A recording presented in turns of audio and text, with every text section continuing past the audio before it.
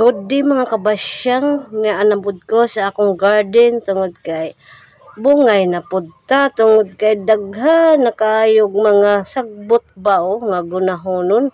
Luoy na kayo ang akong mga talong no daghan ng sagbot. No, grabe.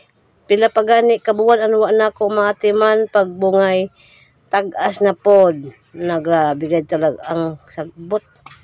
Di gayud nimo malikayan kusog mo tubo kaysa tanom, no? Kinahanglan jud nimo bungayan kay kung di nimo bungayan lain man pud tan-awon, di pud mo gana ang imong tanom, no? Hamay raman pud nga mo bunga siya kung imo atimanon kay may atong lingaw diri ba, may atong laing trabaho di magunag jud ta.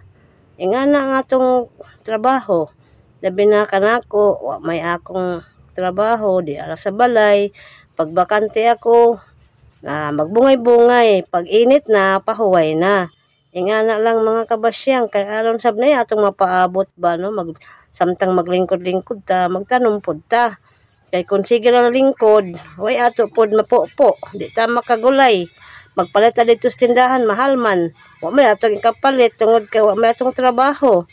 Na kung ba na pod panagsara makatrabaho, so tanom-tanom na lang ta bisag unsay itanom basta kay makaon hala bira ingana jud mga kabasyang aron pud ta malingaw pud ta huwasan ang atong kuamba atong lawas kay laay pud nang dili kahuwasan ba no, laay ang atong lawas tapos pag mahulasan ka nindot presko kaayo no, bisang kapoy na hapos gihapon bisag tag-ubo bungay lang gihapon kay para maugnat ang atong mga kusog ba. Ingana lang mga kabasyang no, magtanom para makapupo. Pwede sab makabaligya kung lugaran. Ingana lang mga kabasyang.